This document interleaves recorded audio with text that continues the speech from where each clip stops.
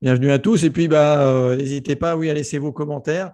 On va répondre aux questions sur les parents toxiques et comment se libérer des peurs liées à ses parents, votre éducation. Donc, on va parler un petit peu de ça ce soir. J'espère que vous serez nombreux et vous pouvez aussi vous partager, liker, bien sûr, pour faire remonter tout ça dans l'algorithme Facebook. Oui. Soutenez-nous, mettez des cœurs. Non, mais il y a des gens qui sont concernés par ce sujet. Je pense que ça sera chouette de faire ça. Ok, Oui, oui. Alors, d'accord. Apparemment, tu as partagé aussi. ouais, moi déjà Euh, ouais, je vais voir. Bah écoute, on peut commencer un petit peu à parler. Tu vas me voir un petit peu effectivement, continue de partager sur ma page et aussi sur mon groupe privé Facebook. Puisque, tiens, j'en profite, allez, un peu de promo. J'ai un groupe privé Facebook qui s'appelle Guérir la blessure d'enfants non désirés. Et, euh, et on parle aussi beaucoup de parents toxiques, parce que la plupart des personnes qui se reconnaissent dans le terme d'enfants non désirés, en fait, ont eu des parents toxiques. C'est plutôt ça leur problème au départ, plutôt que d'avoir été non désirés. Donc voilà, j'ai ce groupe où on est 420 maintenant. Voilà. Donc n'hésitez ah pas à le ouais, rejoindre. super. C'est gratuit. Ouais, n'hésitez pas. Je vois qu'il y a des personnes déjà qui regardent le live, donc n'hésitez pas Yes. aussi à commenter, nous dire si vous nous entendez bien, si la technique c'est OK, nous faire un petit coucou, voilà, puis peut-être qu'on se connaît. Donc faites-nous un petit message. Euh, on va commencer, je veux dire, par rapport à la dernière fois sur ce Mhm. live. Bien sûr, on va vous annoncer quelque chose encore cette soirée-là. On a toujours des C'est belles plus une surprises. surprise. On peut déjà en parler maintenant, parce que l'autre fois, c'était une surprise, mais là, ça l'est plus. Ouais, mais si, quand même, c'est quand même une surprise parce qu'il y avait quelque chose qui n'était pas prévu. Oui, ça, c'est Euh, vrai. donc, euh, ouais. Donc, mais avant, on va se présenter. La dernière fois, on ne l'a pas fait. Donc, on va se présenter. Je vais commencer puisque j'ai la parole. Donc, moi, c'est Olivier Combe avec un S. Et moi, j'accompagne les gens justement sur les émotions, le déblocage émotionnel grâce à votre cerveau reptilien, en apprenant à dompter ce cerveau reptilien et surtout à nettoyer toutes ces peurs qui sont enfouies, ancrées profondément. Et ça, de façon très simple, naturelle et rapidement, et oui, et très efficacement, puisque là, on va vraiment sur le cerveau archaïque. C'est celui qui, une fois qu'il prend les commandes, vous ne pouvez rien faire d'autre. Mais oui, on peut quand même nettoyer des choses et supprimer justement tout cet historique, ce passé qui nous pourrit la vie. Voilà. Ok, super. Et moi, c'est Nathalie Valentin. Je suis coach en amour de soi. Et moi, j'accompagne les enfants non désirés et aussi les personnes qui ont eu des parents toxiques, on va dire, à s'affirmer et prendre leur place et aussi à se libérer de leurs peurs. Donc, moi, je travaille du coup sur des peurs légèrement différentes et aussi sur on est sur les peurs, aussi sur les traumas, sur toutes les croyances limitantes, sur toutes ces choses qu'on a pu peut-être s'entendre dire et qu'on croit toujours à propos de nous. Moi, j'accompagne les personnes à se libérer de tout ça et du coup à, comment dire, oui, à s'affirmer, prendre leur place, accroître leur confiance en eux et se sentir libre d'être eux-mêmes. Parce qu'effectivement, en fait, quand on a des parents toxiques, euh, on va dire le principal problème, le gros problème, c'est que ça casse notre estime de soi. Quand on est enfant, c'est vraiment la période où on va construire notre estime de nous-mêmes. Et ce processus se fait pas du tout ou très très mal. Et du coup, j'aide ces personnes à reconstruire leur estime d'elles-mêmes. Et surtout, ce qui se produit, c'est qu'on développe plein de peurs. Et c'est l'objet de ce live. On va parler des peurs qui sont liées à nos parents toxiques. Euh, et du coup, ça les empêche d'être elles-mêmes, en fait, et d'agir comme elles le souhaitent. Ouais, vous voyez, donc on a cette complémentarité. C'est vrai qu'on travaille tous les deux sur les peurs, mais de façon différente. Et c'est tout l'intérêt. C'est pour ça qu'on a souhaité travailler ensemble et accompagner les gens vraiment sur quelque chose de très complet dans les différents domaines. Et moi, j'aime bien parler des différents étages du cerveau. Et là-dessus, on a une très belle complémentarité avec Nathalie. C'est super. On s'entend bien. Et là-dessus, ça va vraiment apporter beaucoup de choses aux personnes, justement, qui vont vouloir faire ce travail-là. Exactement. Du coup, Alors, je ne sais pas oui, s'il y a des questions, je vais regarder pour l'instant. N'hésitez pas à poser vos questions dans les commentaires. Ça va permettre voilà, d'avoir un peu plus. Je regarde, moi, s'il y a vraiment ça. Et est-ce que tu peux, Nathalie, redéfinir un petit peu les parents toxiques, ce que c'est et comment ça se passe? Oui, c'est ce que j'allais proposer en intro rapidement. Donc, un petit rappel, qu'est-ce que sont des parents toxiques? Euh, enfin, on dit aussi qu'il n'y a pas de parents toxiques, mais il y a des parents qui ont des comportements toxiques. Et même en tant qu'adulte, on peut avoir des fois des comportements toxiques avec nos collègues de travail, avec notre patron, nos employés, avec notre conjoint, notre conjointe, etc. Et aussi parfois avec nos enfants. Donc des comportements toxiques, on en a tous. Ce qui va vraiment faire la différence entre une personne dite entre guillemets toxique et un du coup, là, je resserre maintenant sur les parents, entre un parent toxique et un parent sain, c'est que le parent sain se rend compte, entre guillemets, qu'il a un peu déconné, qu'il s'est peut-être emporté, qu'il a fait un truc qui n'était pas forcément en se disant, merde, j'ai fait une boulette. Et c'est normal en tant que parent de faire des boulettes. Et même dans tout type de relation, ça nous arrive de faire des boulettes. Là où vraiment on va avoir un comportement sain et où on va rattraper le comportement toxique qu'on a pu avoir 5 minutes, quelques heures avant ou la veille, j'en sais rien, ça va être d'être capable de se remettre en question et d'aller voir l'autre et d'en parler. Par rapport aux parents toxiques, un parent toxique, du coup, ce qui va vraiment le rendre toxique, enfin, où vraiment on va être sur des toxicités plus ou moins grandes, c'est que les comportements toxiques vont soit se répéter très fréquemment et ou aussi avoir une intensité très grande. Et là, sur la toxicité, du coup, ce qu'il faut savoir, c'est qu'un parent, il a 5 grands devoirs, on va dire. Le premier, ça va être de mettre son enfant, de pourvoir aux besoins matériels de son enfant. Donc, ça va être de le vêtir, de le nourrir, de lui mettre un toit sur la tête, de lui donner une éducation, en tout cas de s'assurer qu'il aille à l'école ou autre, ce genre de choses. Ça, c'est la première chose très importante, un des premiers devoirs de parents, on va dire. Le parent toxique, souvent, il va remplir ce premier devoir et va rarement aller sur les 4 devoirs suivants, qui est de porter de l'attention à son enfant. Oui, tout simplement de porter de l'attention. Donc, quand un parent manque d'attention vraiment très souvent et longtemps envers son enfant, c'est ce qu'on appelle un parent négligent. Il y a plein de choses qui peuvent conduire à ça. Euh, Souvent, ça peut être aussi de la maladie, soit de la maladie mentale, les addictions, la dépression, ou même une personne, je ne sais pas si on a un parent qui va développer un cancer, forcément, il va être très, très malade, par exemple, hein. Et du coup, il peut moins porter d'attention à son enfant. Et ça peut, à ce moment-là, créer une forme de toxicité, même si ce n'est pas fait exprès. Là, on parle pas de ça. Il y a un troisième devoir qu'a le parent, c'est de protéger son enfant de toute souffrance physique. Donc, il y a des parents qui ne vont pas réussir à protéger leur enfant de ça. Parfois même, c'est eux-mêmes qui vont être auteurs de violences physiques envers leur enfant ou vont laisser faire des violences physiques sur leur enfant. Et c'est en ça que le parent devient toxique. Il y a aussi le quatrième devoir, c'est que les parents doivent protéger leur enfant de souffrances émotionnelles. Donc, quand ils n'en sont pas l'auteur, ils doivent s'assurer de ne pas laisser faire ça, si jamais ça se produit. Et le cinquième devoir, et c'est toujours pareil, on en oublie toujours un. Est-ce que je vais le retrouver? Ah oui, c'est de donner des valeurs morales, de transmettre des valeurs morales et éthiques à son enfant, en fait. C'est de lui donner des règles, un cadre. Et ça, s'il ne le fait pas, ben pareil, l'enfant, ça va donner beaucoup d'insécurité à l'enfant. Si on a un parent qui est peut-être trop laxiste ou laisse trop faire, ou ne donne pas de règles à son enfant, du coup, l'enfant manque de cadre, et il a quand même besoin de cadre, l'enfant. Alors, d'avoir un cadre trop strict, ça ne va pas, mais de ne pas avoir de cadre ou très très peu, ça ne va pas non plus pour l'enfant. Donc voilà, et c'est là où on va reconnaître les parents toxiques. Et surtout, comme je dis aussi, le fait de se remettre en cause ou en question quand parfois on peut déconner, bien sûr. Voilà.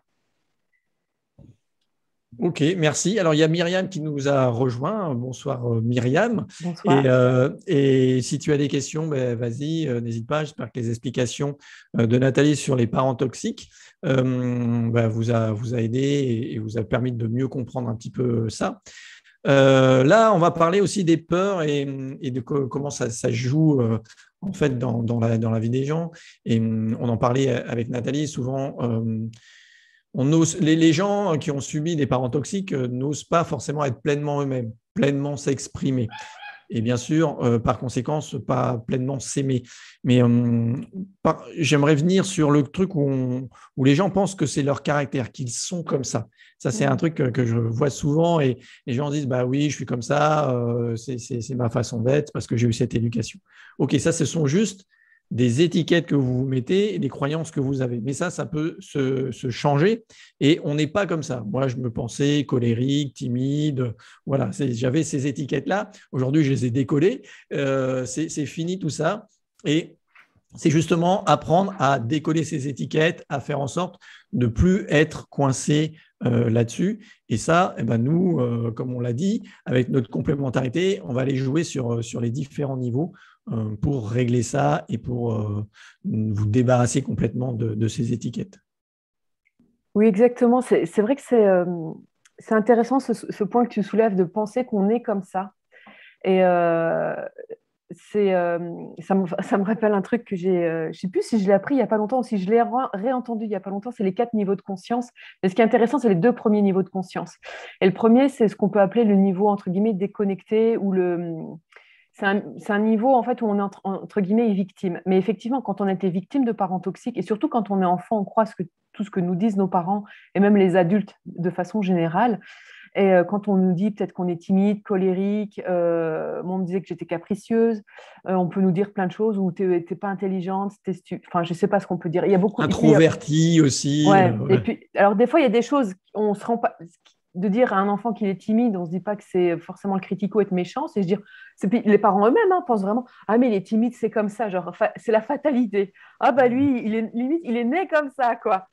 Ou moi, en l'occurrence, j'étais née capricieuse, tu vois, carrément. Et donc, ça rejoint la colère. Hein. C'est la colère chez les petites filles, c'est des caprices. Mais voilà, enfin, donc il y a ces étiquettes qui nous sont collées dessus, et comme nous, on le croit, et en plus, quand on a des parents, quand on est victime de parents toxiques, c'est vraiment quelque chose qu'on va porter encore plus longtemps, je pense. Parce que vraiment, justement, on est dans ce mode déconnecté, victime. Je dis pas victime pour être méchant, hein, c'est pas un mot. C'est aussi en référence au triangle de Karpman que vous connaissez peut-être. C'est le triangle victime, bourreau et sauveur. Donc, quand on a des parents toxiques, on a en face de nous des parents persécuteurs. Et puis, forcément, nous, on est gamins, on n'a pas d'autre choix que de prendre le rôle de victime. Et à un moment, c'est justement l'intérêt de passer au niveau 2 de conscience, parce qu'on ne peut pas résoudre un problème là où il a été réglé. Pour résoudre un problème, on est obligé de changer de niveau de conscience. C'est aussi là où Olivier et moi, on peut vraiment vous aider dans votre cheminement. Ça va vous aider justement à monter cette marche et résoudre le problème et décoller de l'étiquette justement et de vous rendre compte que vous n'êtes pas comme ça. C'est une étiquette qu'on vous a collée quand vous étiez gamin, à un âge X ou Y, et de réussir à décoller ces étiquettes-là. Parce que ouais, vraiment, et de réussir, là surtout ce que je veux dire, c'est de se rendre compte en fait que parfois on est collé à ce premier niveau-là. Autant même nous, ou même vous, hein, parfois vous êtes au niveau 2 ou 3, qui sont encore d'autres niveaux mais de conscience, mais des fois sur certains sujets, on va revenir au niveau 1. C'est pas genre, ah c'est bon, je suis passé au niveau 2 partout dans ma vie. Non, ça dépend des sujets. Et du coup, c'est de se rendre compte de ça, de se dire non, qu'on peut sortir vraiment de ce rôle-là, de ce niveau de conscience-là, de ce rôle de victime aussi, et que nous, on est là pour vous aider à ça et à décoller des étiquettes. Ouais, mais merci Nathalie. Et bah, justement, merci Lydie. Salut Lydie, de poser, enfin de faire un petit commentaire. Elle nous dit l'histoire que l'on raconte sur nous sont tenaces, parfois surtout quand elles viennent des parents. Et oui, c'est vrai que nos parents nous inculquent et comme c'est eux qui nous éduquent tôt, bah, c'est eux qui marquent justement avec ces étiquettes le plus tôt possible. Mais comme on l'a dit, bah, c'est possible de défaire ces étiquettes. Et malgré, je dirais, ce côté où on a l'impression qu'on ne peut pas faire autrement. Voilà, c'est un truc… on ne sait pas, on réagit comme ça, on ne sait pas comment faire autrement et on se dit je ne peux pas faire autrement. Et là, à ce moment-là, c'est ce qui est important de voir que si ça peut changer. Et voilà, moi, c'est encore, j'en discutais avec une cliente tout à l'heure, c'est plus comme avant, je ne réagis plus du tout de la même façon. Et ça, vous allez voir que c'est hyper simple à changer. C'est moi, ce que j'aime faire, c'est aller dans le cerveau, justement, celui qui contrôle ces choses un peu automatiques, inconscientes, aller dans l'inconscient pour travailler cet inconscient et supprimer un peu ce bouton automatique en disant bah, je ne peux pas faire autrement, ce n'est pas possible. Eh bien, si, vous pouvez éteindre ce bouton, déprogrammer justement votre inconscient là-dessus et sur tout ce que les parents vous ont inculqué, donc que vous avez pris, parce que c'est vous, finalement, on parlait de responsabilité, de victime, prendre sa responsabilité et se dire, OK, mon parent a fait ça ou il y a ça qui s'est passé, mais c'est moi qui ai la responsabilité, c'est moi qui ai décidé de réagir comme ça ou alors consciemment ou inconsciemment, encore une fois, mais c'est moi qui ai le choix, c'est moi qui ai ce pouvoir-là. Il faut juste reprendre ce pouvoir de dire, voilà, je peux le changer et je peux vraiment régler, supprimer ça, changer ces étiquettes qu'on nous disait et aussi même dans l'inconscient.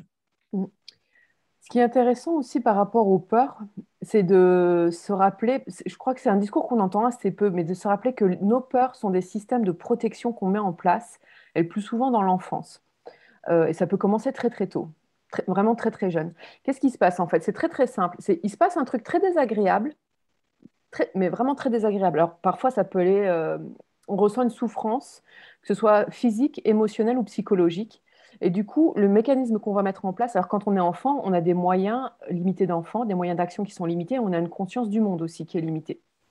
Et admettons, j'ai 4 ans, il se passe un truc ultra désagréable, et pour m'éviter de revivre cette situation-là très désagréable, je vais mettre en place un truc. Alors, une stratégie à 2 balles parce que je n'ai que 4 ans à ce moment-là, mais je vais la mettre en place. Et après, à chaque fois qu'il y a une situation qui va commencer un peu comme celle-ci, clac, il y a la stratégie qui déroule en automatique. C'est un peu le bouton dont parle Olivier. Et à ce moment-là, si jamais, par exemple, il y a un scénario qui commence, ça rappelle une peur que j'ai eue quand j'ai eu 4 ans, que j'ai mis en place pour me protéger quand j'avais 4 ans, je vais réagir comme si j'avais à nouveau 4 ans, avec des moyens et d'action, mais ultra limités, une conscience du monde ultra limitée. Et c'est pour ça que des fois, quand on retombe, on se recalme après la peur, on se dit, mais pourquoi j'ai fait ça, quoi? Mais j'ai fait un truc complètement débile, irrationnel, illogique, je sais pas quoi. Du coup, souvent, enfin, moi, je sais qu'autrefois, j'étais énormément dans le jugement par rapport à ça, à me dire, mais qu'est-ce que j'ai foutu? J'ai déconné grave, c'est n'importe quoi. Je m'en voulais, quoi, à me dire, mais j'étais tellement puérile, enfin, je sais pas quoi. 3 petits points.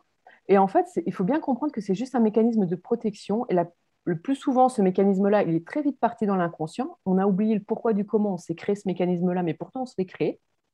Là, tout ce qu'on voit aujourd'hui, c'est que ça nous fout des bâtons dans les roues. On se dit, non, mais attends, mais comment ça a pu m'aider ce truc-là?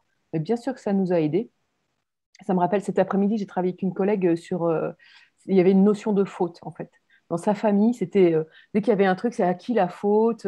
En plus, très judéo-chrétien, c'est de ma faute, pardon, à se culpabiliser, se flageller. Enfin, et du coup, c'est quelque chose qui a été transmis comme ça aux enfants et donc à elle. Et donc, on travaille énormément. Et elle, sa plus grande hantise, c'est d'être prise en faute, que ce soit dans le domaine personnel ou professionnel. Du coup, on a travaillé sur ça cet après-midi, c'était hyper intéressant. Mais voilà, du coup, quand on est adulte et qu'on a je ne sais pas quel âge, on se dit, mais non, mais comment ça me fout des bâtons dans les roues, ça m'empêche, ça me tétanise. Elle, des fois, dans le milieu professionnel, s'il y a sa chef qui arrive et qui arrive pète sec à dire, oh, qu'est-ce que vous avez fait? Ça la tétanise, elle n'est plus capable de répondre. Et du coup, je lui ai expliqué ça. Et c'est important, je trouve, de remettre de la bienveillance sur nos peurs. Parce que nos peurs sont plus fortes que nous, tant qu'on ne les a pas dégommées avec les techniques que Olivier et moi, on utilise et qu'on vous transmet lors de nos accompagnements. Tant qu'on n'a pas acquis ces techniques pour les dégommer, c'est plus fort que nous. Et à chaque fois, on se dit, mais qu'est-ce qui se passe? Et à se dire, mais je me suis sentie comme si j'avais 3 4 ans. Mais voilà, mais vraiment de se rappeler que c'est un système de protection qu'on a mis en place pour se protéger de souffrance. Et moi, enfin, je trouve important de remettre de la bienveillance sur ce mécanisme-là, même si aujourd'hui, il nous fout des bâtons dans les roues. Ça nous a vraiment rendu service. Tout à fait. Et moi, ça me rappelle ce que tu racontes. Bah, tu sais, cet enfant qui se roule par terre, là, de colère. Moi, voilà, c'est un truc, la colère que je connaissais bien. Et c'est vrai qu'on a un peu ce sentiment-là. Des fois, on aura envie de se rouler par terre ou de filer des baffes aux gens. Alors, ben, on est adulte, on ne le fait plus. Alors que quand on est enfant, des fois, ça part, les coups de poing et tout. Mais aujourd'hui, on ne le fait plus. Mais pourtant, c'est là. On a toujours cette impression de vouloir réagir comme ce petit enfant et d'être submergé par ça. Eh bien c'est juste, comme le dit Nathalie, un truc des outils qui vous permet de changer ça, d'acquérir ça. Et ça, vous allez voir que ça peut aller très vite. et on peut acquérir ça rapidement. Et nous, c'est ce qu'on adore justement proposer aux gens et permettre aux gens.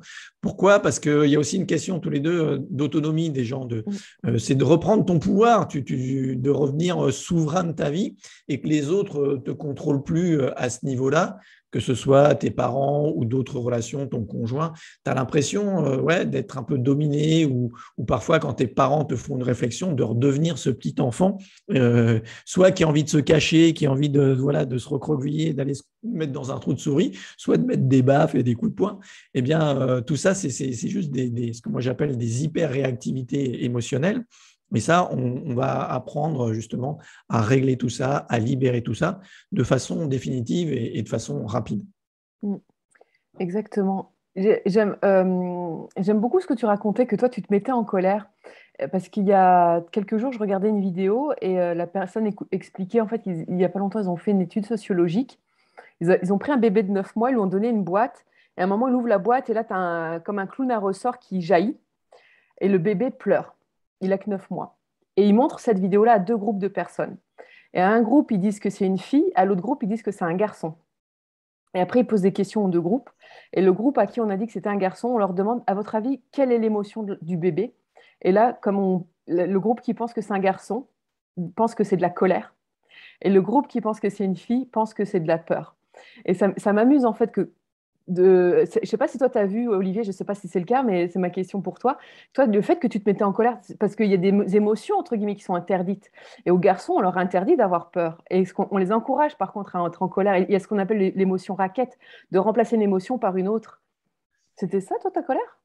Ouais, ma colère, en fait, c'était pas. Ouais, c'était une peur derrière. Il y avait une peur pour moi derrière. Il se cache toujours la peur. Moi, je suis binaire comme gars, vous allez voir. Mais moi, soit tu es dans la joie, soit tu es dans la peur. Donc, c'est un peu ça. Et la colère, la tristesse derrière, finalement, quand on creuse un peu, il se cache une peur. Alors, en colère, c'est souvent la peur de perdre le contrôle. On a peur de perdre le contrôle ou que quelqu'un nous domine et du coup de plus contrôler sa vie. Et c'est le cas souvent avec les parents, puisque quand on est enfant, et ça, moi, les miens savent me le répéter, c'est nous qui décidons, c'est les parents qui décident. Si on a cette autorité sur eux, ce qui est normal, parce qu'on est là, comme tu le disais au départ, de faire en sorte que leurs besoins soient assouvis. Mais aussi, c'est ce côté de, du coup, j'ai pas le contrôle de moi, de ma vie. C'est quelqu'un d'autre qui me contrôle et j'ai peur de ça. Et donc, pour moi, il y a la peur derrière qui se cache. Donc, moi, derrière, finalement, le cheminement sur ma colère, pour être complet, j'ai découvert que derrière ma colère se cachait une tristesse et derrière la tristesse se cachait une peur. Voilà. Ok. Ouais, ça m'a fait sourire quand tu disais que tu étais un garçon très binaire avec beaucoup de peur, parce que moi, j'allais dire, moi aussi, je suis une fille très binaire. Soit je suis en joie, soit j'ai peur, ou soit je suis triste, parce que comme je suis une femme, la colère, pour nous, c'est un peu moins autorisé. Il y a quand même des conditionnements aussi de société. Mais c'est toujours intéressant aussi de voir si on troque pas des émotions contre des autres. Je trouve ça intéressant à regarder aussi. Ok. Comme l'objet de ce live, c'est aussi de parler des peurs liées aux parents toxiques, j'avais envie peut-être de proposer quelques pistes de réflexion pour les personnes qui nous regardent, si elles ont envie d'explorer un peu leurs peurs qui seraient peut-être liées à leurs parents toxiques. C'est une idée que j'avais. Ouais, vas-y, Ça te partage. convient? Je pense que moi, ça me convient. Et puis les gens, dites en commentaire si ça vous convient, si vous avez envie d'en savoir plus, quelles sont les questions que vous vous posez aussi. N'hésitez pas, allez-y. Ouais. Donc, ce que j'expliquais tout à l'heure, justement à propos du mécanisme de protection et de dire que nos peurs se construisent surtout dans notre enfance. Alors, quand on a des parents toxiques, quel que soit le type de toxicité, si vraiment on avait des parents agressifs envers nous, ou peut-être qu'on avait un parent qui avait une addiction, ou un parent dépressif, ou avec des maladies psychiatriques ou autres, forcément, il y a plein de choses qui se passent dans notre enfance qui sont plus ou moins traumatisantes. Donc, on est quand même sur des peurs qui sont assez souvent liées à des traumas.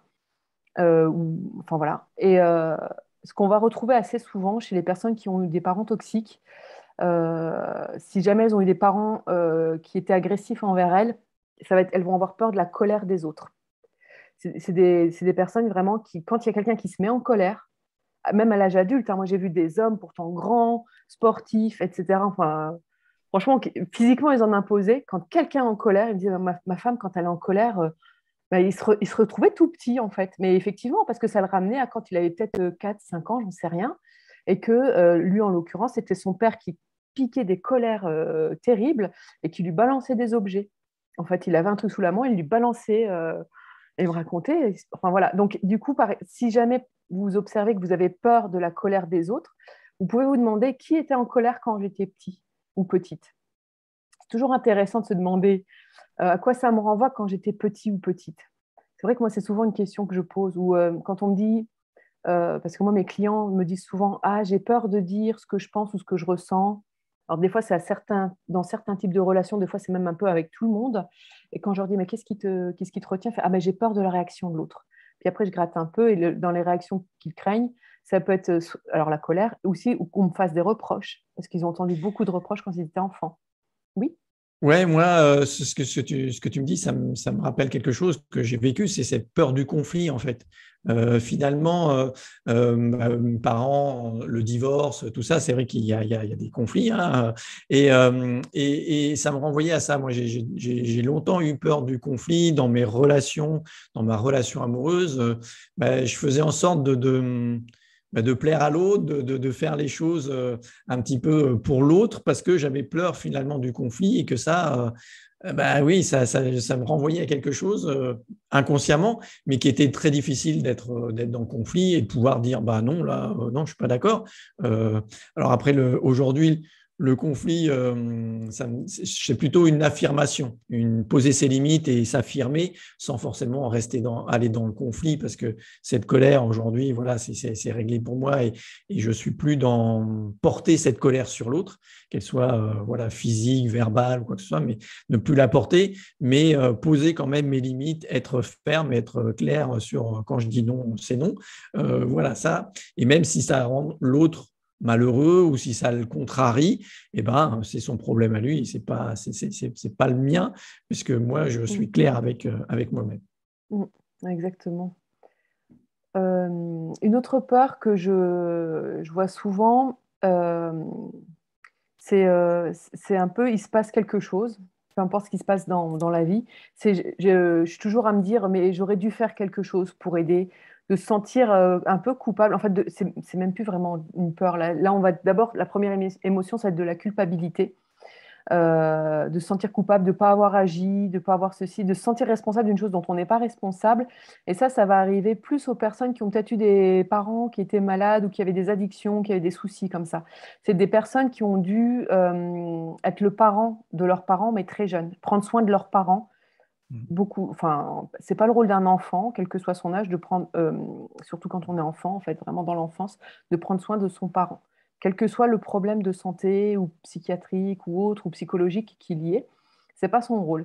Mais justement, les rôles, il y a une forme de toxicité où les rôles vont s'inverser et du coup, on va vraiment être là-dedans, quoi. Donc parfois, si vous avez cette tendance à culpabiliser très facilement, à vous sentir responsable du bonheur des autres, à me dire oh mon Dieu, mais si machin est triste ou si ça va pas pour lui, c'est que il faut que je fasse quelque chose. Enfin voilà, là on est en mode sauveur. On revient sur le triangle de Cartman que j'évoquais tout à l'heure. Mais être ultra sauveur, ça peut être aussi intéressant de regarder comment c'était avec mes parents quand j'étais enfant. Est-ce que j'étais censée prendre soin d'un parent? Est-ce que j'avais une responsabilité envers un de mes parents? Un enfant a aucune responsabilité envers son parent pendant son enfance. À l'âge adulte, quand les parents vieillissent, c'est une autre question, une autre histoire. Mais quand ils sont enfants, ils ont zéro responsabilité envers leurs parents. Ils ne sont pas censés rendre heureux leurs parents, ou c'était leur mission de rendre heureux leurs parents, ou ce genre de choses. Ça c'est par exemple sur s'il y a eu un parent dépressif. Parfois, l'autre parent en a ras-le-bol d'avoir un conjoint ou une conjointe dépressive et va charger un ou même peut-être tous les enfants de rendre le parent heureux, quoi. Ça va être leur mission. Ça peut être ce genre de choses-là. Donc, quand on a tendance à culpabiliser facilement, et derrière, il peut y avoir la peur du rejet, justement. Si je ne rends pas l'autre heureux, alors je vais me voir rejeter ou peut-être abandonner, ça dépend après. Mais en tout cas, on ne m'aimera plus. Et ce qu'on va engrammer, c'est pour être aimé, je dois être gentil, je dois faire plaisir, je dois faire je ne sais pas quoi. Ça dépend de ce qui se passait dans l'enfance. Et c'est toujours intéressant, en fait, de regarder quelle était la dynamique de ma famille avec mes parents, mais aussi peut-être avec mes frères et sœurs, si j'en ai eu parce que c'est finalement inconsciemment des choses qu'on va reproduire à l'âge adulte. Ouais, ça c'est vrai ce que tu dis, cette peur du rejet ou cette peur de l'abandon. Moi, encore une fois, dans le divorce de mes parents, je pense que même si j'étais tout petit, j'ai pas forcément beaucoup de souvenirs, mais c'est quelque chose qui sont engrammés, qui sont enregistrés en moi. Et c'est vrai que c'était compliqué. Et mon divorce à moi a été une épreuve, on va dire, voilà, parce que ça m'a renvoyé forcément à tout ça. Donc, ouais, c'est important que tu nous partages ça et tu nous dises ça. Alors, il y a Cécile qui nous a rejoint. Bonsoir, Cécile. Et merci d'être présente. Si tu as des questions sur justement ce que nous a partagé Nathalie, ou alors sur les parents toxiques, sur ton histoire, si tu veux bien la partager, ce sera avec plaisir qu'on y répondra. Est-ce qu'il y a autre chose que tu souhaites aborder, Nathalie? Tout à l'heure, j'avais une idée, mais elle s'est évaporée. Elle va sans doute revenir. Attends, je suis en train de réfléchir à... Parce que c'est vrai que du coup, j'ai eu une journée très, très chargée. Je n'ai pas forcément tout préparé. Les autres types de peurs qu'on retrouve. Après, il y a une peur hyper classique, c'est si jamais on a subi des agressions sexuelles, où là, on va avoir une sexualité qui est bloquée, où on va avoir peur on peut avoir peur de plaire au sexe opposé, en fait, d'attirer le regard du sexe opposé en fonction de qui était notre agresseur. Hein, ça dépend, mais c'est vrai qu'on va avoir tendance du coup à se surprotéger. Et là, on est complètement sur des traumas, là, c'est évident. Donc ça, c'est des choses qu'on trouve hyper couramment dans le cas d'agression sexuelle. Ah oui, je me rappelle aussi d'une chose, c'était une de mes clientes qui était venue en me disant, je suis susceptible, je me vexe très facilement. Et puis là, à un moment, je lui demande, mais qui... Alors du coup, je me suis dit, tiens, c'est marrant parce qu'on peut lui faire, même si on lui fait une critique bien dite, elle le prenait mal. Hein. Elle était là à me dire, mais il y a des fois vraiment, alors il y a des fois vraiment, il y avait de la critique, c'était plus du dénigrement qu'autre chose. Et puis à un moment, je lui demande, qu'est-ce qui te critiquait ou qui te dénigrait quand tu étais enfant? Et là, je pensais qu'elle allait me dire sa mère ou son père. Et là, elle me dit mon frère. Et c'est vrai qu'aussi, et donc du coup, ça venait de là, sa vexation. Et ça, on l'avait réglé en une séance. J'étais tellement fière d'elle. Trop contente pour elle. En une séance, c'était réglé d'être susceptible. Elle l'avait dit comme ça, je suis susceptible. Et parce qu'on avait vu que du coup, mais en fait, c'est qu'il y avait aussi une dynamique dans sa famille qui se jouait, qui était que elle avait un frère qui était plus âgé qu'elle, c'était l'aîné, et sa mère, elle avait entre guillemets, pour elle, ce qui était bien, c'était d'avoir un fils. Et donc après, on a eu une fille, et sa fille, elle l'a calculé un peu moins. Et du coup, sa mère était toxique en ça qu'elle portait très peu d'attention à sa fille. Donc, elle, du coup, qu'est-ce qu'elle a fait pour avoir attiré l'attention de sa mère? Elle a fait des super études, elle a un super gros poste, des super responsabilités. Elle était ultra parfaite, en fait. C'était Miss Parfaite. Et forcément, du coup, ça crée une compétition entre son frère et elle. Et son frère vivait très mal la compétition parce qu'il avait bien pigé, consciemment ou inconsciemment, que si elle arrivait à attirer l'attention de sa mère, peut-être que lui allait perdre l'amour de sa mère. Parce qu'il y avait un truc qui était toxique et qui venait, a priori, surtout de la mère. Je pense que le père, enfin, quand on a un parent qui est toxique, souvent, il y a l'autre parent qui est, j'ai oublié le terme, le parent Complaisant? permissif. Ouais, Ouais, permissif. permissif. Parce qu'il laisse faire des choses à son conjoint ou à sa conjointe qui ne devraient pas avoir lieu. Mais et c'est comme s'il y avait un peu une personne qui domine et l'autre qui s'écrase. Et déjà, il y a ce type de dynamique qui va se jouer dans le couple de nos parents. Ou alors, des fois, les deux vont être très agressifs. De toute façon, alors là on a encore plus foutu. Mais souvent, il y a déjà un déséquilibre. Ça, c'est intéressant toujours à voir s'il y a eu un déséquilibre entre les deux parents et voir ce qui se jouait aussi. Et là, dans ce cas-là, eh ben, la mère, je ne sais pas si elle faisait exprès ou pas, hein, très souvent c'est aussi inconscient, elle avait créé une compétition en fait. Et peut-être que cette mère avait une croyance inconsciente qui était que les hommes valaient beaucoup, que les filles ne valaient pas grand-chose, qui lui avait peut-être été transmise aussi par ses parents, on n'en sait rien, quoi. Et du coup, voilà ce qui se jouait. Et elle, aujourd'hui, elle a des relations très difficiles avec son frère. Ok, merci Nathalie, parce que tu vois, il y a Cécile qui nous dit c'est tout à fait cela. Et puis Lydie aussi, ça éclaire la relation avec mon frère. J'ai toujours été Miss Parfaite. Donc voilà, je pense que c'est chouette parce que ça éclaire. Mm. Salut Nathalie! Eh oui, voilà, merci d'être là. Alors Nathalie, elle nous rejoint maintenant. Alors, j'avais envie de rebondir un peu sur ce que tu disais sur le côté, ouais, les relations sexuelles que ça peut engendrer s'il y a eu des abus sexuels et tout ça. Moi, les personnes que j'ai accompagnées, que ce soit ça ou des violences physiques, Finalement, quand tu repenses à ça, quand tu vis, alors peut-être dans ton quotidien, dans ta relation avec la personne avec qui tu vis, ou on disait dans le conflit, hein, c'est problématique et c'est embêtant. Et ça, moi, ce que je vois, ce que j'aime, et après le travail qu'on peut faire, c'est d'avoir ce regard sur ton passé, sur ton histoire, qui est juste ton histoire, ton passé, mais qui ne te fait plus réagir, qui ne te fait plus souffrir. Et ça, c'est vraiment tout le travail qu'on aime faire avec Nathalie pour accompagner les gens à changer ce regard-là et changer cette perception. Mais pourquoi ? Parce que ça vient réagir dans le corps. Et là, j'aimerais voir un petit peu ce que nous disait Céline. Alors, elle nous parlait que c'était tout à fait ça, qu'elle avait vu que c'était. Alors, je n'ai plus le commentaire là. Mais alors tiens, je ne vois plus le commentaire. Mais en gros, elle nous disait que oui, elle vivait bien ça, qu'elle comprenait qu'elle avait des parents toxiques et que finalement, elle en souffrait beaucoup et qu'elle était suivie psychologiquement. Alors, je voulais venir sur ce côté, le suivi psychologique, ce qui est super intéressant et que moi aussi j'ai fait, et d'aller dans cette compréhension, dans cette analyse un peu de tout ça. Mais on reste dans le mental à ce moment-là. Et ça, OK, on est fait du mental et du corps, mais il y a aussi cette partie du corps. Et ça, c'est ce qu'on aime travailler tous les deux.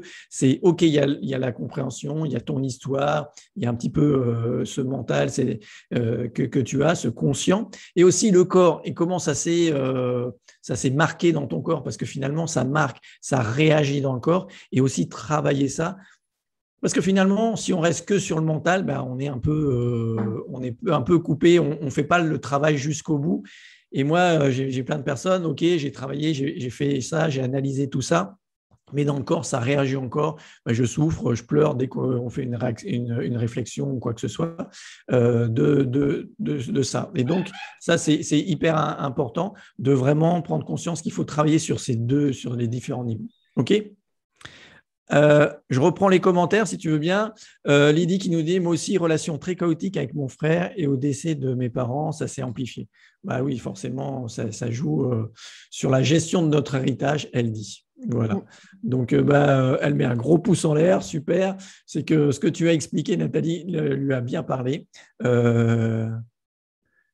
Et elle dit: oui, ça ne me fait plus souffrir, mais je trouve ça important de le partager. Tu as raison. Et Lydie, est-ce que cette relation, parce qu'on se connaît un petit peu, justement dans ce côté mental, mais aussi dans le corps, que ça fasse plus souffrir dans le corps, est-ce que ça te parle? Est-ce que tu es d'accord ou tu as quelque chose à dire là-dessus?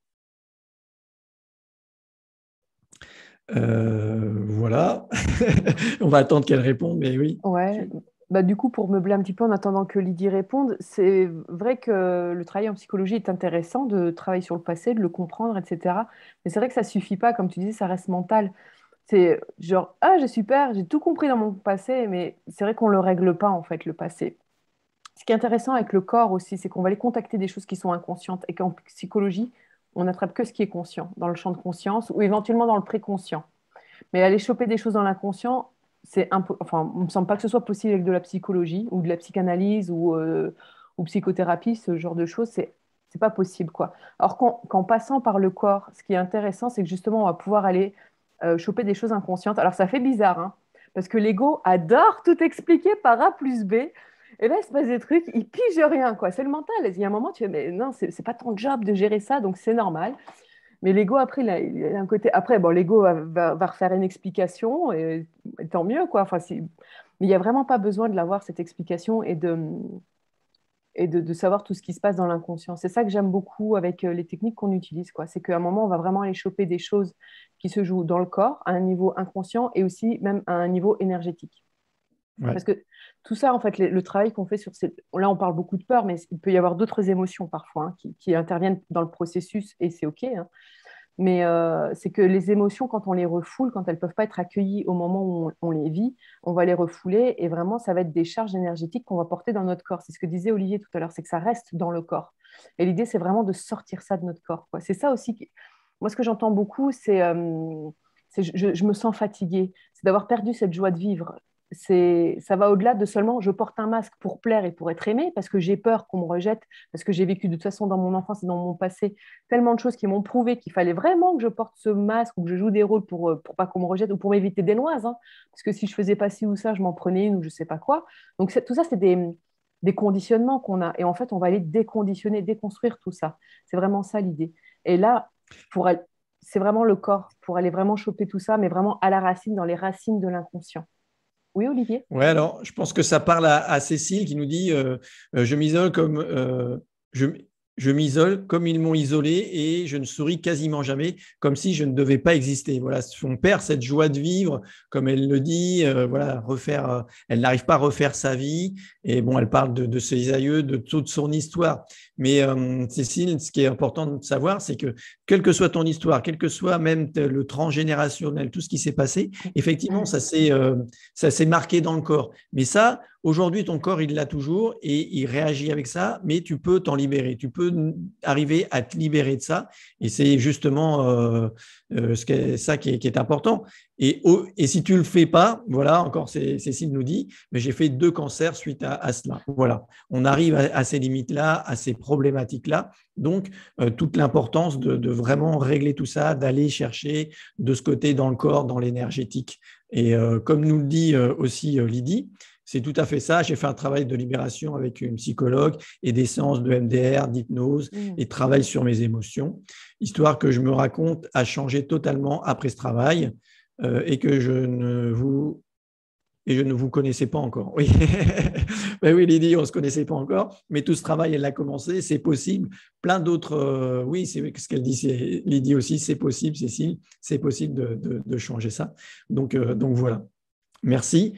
J'ai aussi Marie, on a Marie qui est là. Alors oui, vous allez voir, je jongle un peu sur les deux parce qu'il y a des personnes qui chattent, qui commentent sur le live, sur nos pages et tout ça. Donc j'essaye de suivre un petit peu, mais on répondra à tout de toute façon après. Et Marie, voilà, qui me dit j'ai loupé ou j'ai loupé ou passé à côté de ma vie. Un peu tard pour moi, à 64 ans, j'ai compris que cela il y a quelques années. Et elle nous dit que bon, elle comprend tout ce qu'on dit et que c'est juste. Ben oui, Marie, aimer, il n'est jamais trop tard pour changer son passé. Moi, j'ai une personne, voilà, un formateur qui me disait ça. Il n'est jamais trop tard pour changer son passé. En tout cas, pour changer la perception que tu as de ton passé. Parce que ton passé, il est là, il est ce qu'il était. Mais la perception que tu as, tu peux toujours en changer. Exactement. Et du coup, ça changera ton présent et ton avenir. Parce que tu dis, j'ai 64 ans, il est trop tard pour changer. Et je vais dire la même chose qu'Olivier, il n'est jamais trop tard. Moi, j'ai des clientes qui approchent de la soixantaine. Elles changent vite. Leur vie, elle change en quelques semaines. Enfin, déjà, elles ont les premiers effets bénéfiques en 4 semaines. Et puis après, en 3 mois, leur vie a déjà beaucoup changé. Et à 64 ans, moi, je te souhaite encore de vivre peut-être bien 20 ans. Donc, si ça peut être 20 belles années, tu vois, ben, te prive pas de ça, quoi. Enfin, on sait pas. Ouais. Et justement, ben voilà, si tu as envie de vivre ces 20 belles années, si tu as envie de changer ça, que ce soit Marie, Cécile ou d'autres, eh bien, c'est l'occasion qu'on donne. Alors, on va peut-être en parler maintenant, de justement, ce qu'on vous propose, c'est de passer quelques jours ensemble, une immersion, un week-end ensemble, là, bientôt le 17, 18 et 19 septembre, où on va vraiment travailler vraiment là-dessus pour libérer tout ça, libérer tout ce passé et aussi tout ce qui se passe dans le corps, dans ce physique, pour être parfaitement libéré de tout ça et travailler ensemble sur tous les différents domaines avec 2 super coachs que vous avez ce soir. On va faire ça avec vous et vous allez apprendre, devenir autonome aussi sur tous ces outils pour travailler là-dessus dans un super cadre en Normandie. Oui, du coup, j'ai envie de rebondir un peu sur ce que disait juste avant. J'ai oublié son prénom. Mais c'est quand tu dis que c'est Marie, trop. C'est Cécile, Marie. Non, Marie. Marie. Effectivement, il n'est jamais trop tard pour lâcher les paquets qu'on a sur le dos, quoi. De lâcher le fardeau. C'est vraiment possible, quoi. Et là, effectivement, on fait une immersion. Ça va être intensif. On reste à peu près 48 heures ensemble. Je crois qu'on a prévu 7 ateliers. Je les ai comptés l'autre jour. Et ensuite, suite à ça, il y aura aussi, on fait un suivi pendant un mois à peu près. en 3 séances, donc 2 séances de groupe et une séance en individuel avec Olivier. Et du coup, pendant ce séjour, du coup, on se retrouve vraiment en pleine nature. Ça sera chez moi, j'ai pas de voisins. Et c'est fait exprès, en fait. Et j'ai envie de dire, en plus, je vis dans une maison en pierre avec des murs super épais. Vous allez même vous faire une digital détox. Donc, on va essayer de rester le plus loin possible des écrans pour se reconnecter à soi et aller faire le grand ménage à l'intérieur de soi. Parce que c'est vraiment possible, en fait, de se libérer de tout ça. Il n'y a pas de limite d'âge. Il y a que ce que tu penses qu'il est possible de faire. Et franchement, il est vraiment possible de changer très, très vite, de se libérer très, très vite de tout ça, en fait, et de faire le grand ménage. Euh, Alors, oui. ouais, ben justement, il y a DP Mimi qui pose la question, quelles sont les techniques corporelles qu'on utilise? Eh bien, on vous invite à aller voir justement sur la page qu'on a préparée sur cette immersion, un petit, les 7 ateliers, ce qu'on vous a préparé et tout ça. Vous allez pouvoir aller voir sur cette page. Donc, je vais le mettre dans les commentaires, tout ça pour que vous puissiez aller voir. Alors voilà, je On le retrouve la remettra un petit peu page. partout dans les commentaires à la fin du live. Ouais, ouais, on le remettra. Je vais le mettre là. Mais oui, n'hésitez pas. Et pour répondre aussi de façon succincte, après, tous les détails sont sur la page dont Olivier est en train de partager le lien. Mais les techniques corporelles qu'on va utiliser, c'est la sophrologie, puisque Olivier est sophrologue aussi, pour se reconnecter au corps. Parce que comme on l'a dit, ça se passe dans le corps. Donc vraiment, ce qu'on va faire, ça va être enfin, quasiment que des exercices, mais tous différents, de se connecter au corps, au ressenti du corps, d'aller sentir ce qui est là. Le tout premier atelier qu'on va faire le vendredi soir, pour commencer doucement en mode cocooning, déjà atterrir, parce que c'est pour ça aussi qu'on le fait en immersion et qu'on le fait chez moi un peu coupé du monde, j'ai envie de dire. Parce que l'idée, c'est vraiment de... on aurait pu aussi le faire en ligne, on a hésité à le faire, parce qu'il y avait eu une demande de quelqu'un qui est à l'autre bout de la France et qui ne pourra pas venir. On a décidé de vraiment le faire en présentiel, parce que ce qu'on veut, c'est que vous coupiez de votre quotidien. Le vendredi soir, on vous atterrissez tranquillement ici à la maison. On fait un premier atelier qui va être une méditation guidée pour se reconnecter à son enfant intérieur, parce que l'idée, c'est aussi de se reconnecter à son enfant intérieur pour voir dans quel état il est, de quoi il a besoin, etc. Et rétablir le dialogue avec lui. Ensuite, le samedi, c'est là où on a notre grosse, grosse journée avec différents ateliers. Donc, il va y avoir de la sophrologie. Ça, c'est Olivier qui va pouvoir parler peut-être un peu plus en détail je crois, 2 ateliers que tu as prévus le samedi. Moi, j'en ai prévu un sur les peurs aussi, qu'on va faire tous ensemble. Euh, on va peut-être même aussi avoir un sac de frappe, parce qu'on va peut-être aussi libérer de la colère ou ce qui sera là. On verra bien. Il y aura des mouchoirs pour libérer la tristesse. Samedi soir, on va se faire aussi une cérémonie du feu. J'adore faire ça, histoire de lâcher et de brûler et de mettre au feu ce dont on ne veut plus aujourd'hui dans notre vie. Il y a aussi des pratiques qui vont rejoindre de l'énergétique. Et le dimanche, on va refaire encore, je crois, 2 ateliers. Et là, ça va être pour réatterrir, mais dans l'autre sens, parce que le samedi, franchement, ça va être ultra intense. Je peux dire que là, peut-être samedi soir, vous allez vous sentir un peu essoré, entre guillemets. Et le dimanche, ça va être beaucoup plus cocooning, beaucoup plus doux, mais on va continuer de travailler, on ne va pas lâcher l'affaire pour autant.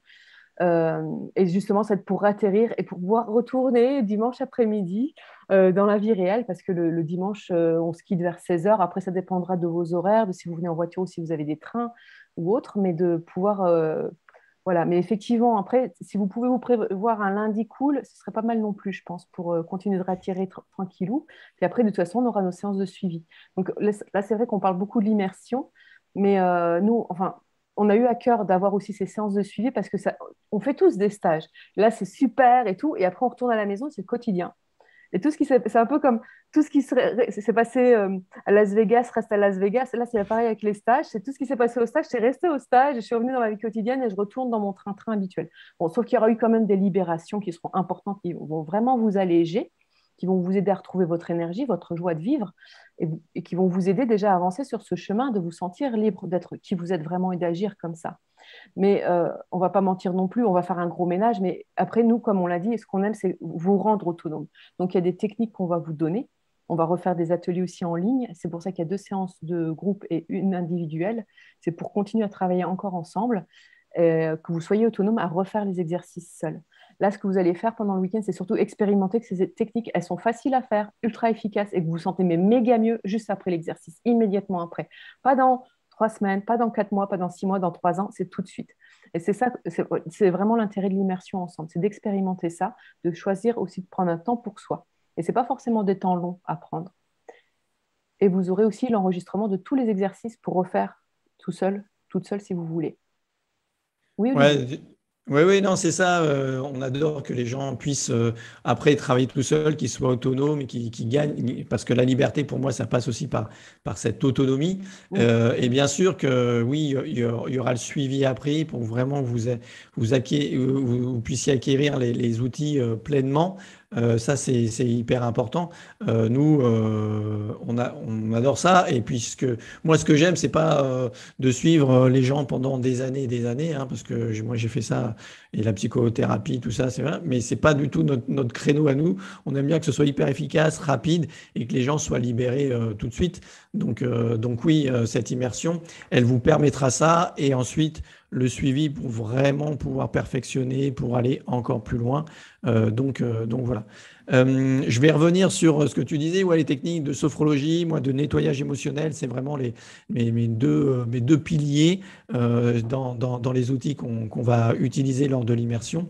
C'est vraiment hyper important parce que pour moi, c'est vraiment une base de travailler sur le mental, sur l'inconscient, mais aussi sur le corps, d'aller travailler et laisser faire travailler ce corps qui finalement, c'est mieux que nous, mieux que notre mental et que notre ego, ce qu'il a à faire et comment résoudre le problème. C'est juste aller se reconnecter à ça et laisser le corps faire toutes les libérations qui ont besoin d'être faites.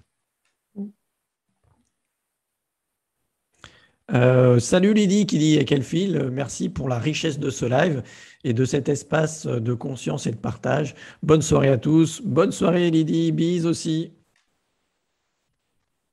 C'est vrai que là, on approche vers le terme du live. Donc, je ne sais pas, est-ce qu'il Ouais. reste des questions? Si vous avez des questions. Ouais, si vous avez des questions, allez-y. Pour l'instant, il n'y en a pas d'autres. Mhm. On va juste, oui, vous dire un petit peu ce qu'on a prévu et un petit peu la nouvelle. On avait déjà dit la dernière fois, mais on a en nouveau une petite nouvelle et un petit plus à vous offrir encore cette fois-ci pour les gens qui verront ce replay ou qui sont ce soir-là ou qui verront le replay. Voilà, n'hésitez pas, vous allez voir aussi sur la page, vous allez découvrir. Mais voilà, je te laisse, Nathalie, dire un petit peu cette surprise que tu nous as préparée. Voilà, parce que oui, oui, elle est un peu à l'origine de ça, hein. Oui, alors au départ, avec Olivier, quand on fait une immersion, bah, du coup, on vend aussi une prestation, hein, on est là aussi, enfin voilà, on est comme tout le monde, on a des factures à payer. Et on était là à se dire combien on demande aux gens de régler cette immersion plus le suivi. Et du coup, on était arrivé à 997 € pour le prix. Et puis, j'étais là à lui dire, écoute, bon, je sais que cette immersion, on va dire, grosso modo, elle vaut 1 000 €. On a arrondi à 1 000. Je sais que ça vaut même largement ça. Même peut-être, on pourrait dire encore plus que ça, parce que vraiment, la libération qu'on va vous permettre de faire et d'acquérir toutes ces techniques, franchement, oui, on peut dire que c'est d'une valeur inestimable. Mais enfin voilà, on pourrait facturer ça très très cher. Et j'étais là à lui dire, écoute, j'aimerais vraiment qu'on maintienne, et du coup on avait fait une offre promotionnelle jusqu'au 31 août à 777 €, parce que moi ça m'amuse de faire des chiffres qui se répètent. Et si vous êtes déjà sur la page de vente, vous voyez ces petits chiffres qui se répètent. Et du coup j'ai demandé à Olivier, je lui ai fait, écoute, j'aimerais qu'on maintienne ce tarif à 777 € pour permettre au plus grand nombre de se joindre à nous lors de cette immersion. Parce que voilà, je sais que ça Et vaut puis, bien plus cher, mais j'aimerais vraiment rendre ça le plus accessible possible. Et et puis Olivier a le dit truc oui. super, le truc, le clin d'œil de la vie, c'est que c'est ce qui serait bien, c'est qu'on soit 7. Ça, ce serait marrant. Et donc, c'est vrai qu'on vous propose une immersion. Donc, et du coup, il y a un deuxième tarif qu'on a créé aussi. Si jamais il y a des personnes qui habitent pas loin ou des personnes qui préfèrent peut-être, parce que du coup, dans l'immersion, on inclut tout, l'hébergement et la pension complète. Ce qui n'est pas compris, c'est votre transport pour venir jusqu'ici en Normandie. Donc, moi, je suis du côté d'Alençon, dans l'Orne. De toute façon, tout est expliqué sur la page de vente pour venir, c'est très facile, vous verrez. Facilement accessible aussi depuis Paris ou depuis Caen. À Caen, il y a un aéroport. Qu'est-ce que je voulais dire d'autre? Oui, et du coup, ce que j'ai aussi proposé à Olivier, c'est pour les personnes qui habitent pas loin ou qui préfèrent se débrouiller seules pour leur hébergement parce qu'ils veulent pas, peut-être qu'ils veulent couper un peu le soir et être vraiment, entre guillemets, seuls et pas être avec le groupe le soir pour dormir. C'est tout à fait possible. Et là, il y a un deuxième tarif où, du coup, vous gérez vous-même votre hébergement et vos petits déjeuners et vos dîners. Le déjeuner, il reste compris dans le tarif, comme ça, on déjeune tous ensemble. Parce qu'on va vraiment, on se retrouve le matin et on finit le soir. Et je sais, il y a un programme qui est officiel et il se peut qu'il y ait aussi des surprises offertes au milieu, ça ne m'étonnerait pas. En fonction de ce qui se passera, des échanges, etc. Il y a peut-être des choses qui vont, des pratiques ou des exercices supplémentaires qui vont être proposés, ou simplement de rester ensemble pour discuter, pour partager des expériences ou autres, parce qu'entendre les expériences des autres, ça permet aussi des prises de conscience. On l'a vu pendant ce live ce soir. Et donc là, ce second tarif, il est à 555 euros. À ce moment-là, votre hébergement et votre dîner, votre petit-déj, c'est vous qui les gérez. Et il y a des chambres d'hôtes pas loin, donc il y a vraiment moyen de se débrouiller aussi, à trouver son hébergement, c'est comme vous voulez. Ou si vous êtes mes voisins, vous êtes les bienvenus. À un tarif, entre guillemets, préférentiel, c'est parce qu'on retire l'hébergement et quelques repas. Voilà. Voilà. Voilà, merci. En tout cas, Cécile qui nous dit merci, ce fut fort intéressant. Ça fait du bien d'être entendue et comprise. Voilà. Eh bien, oui, c'est tout l'intérêt aussi de ce partage quand on est dans cette immersion, qu'on est ensemble.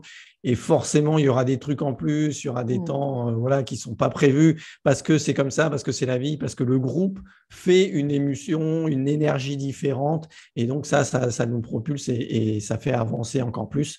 Donc, ce sera super, super chouette.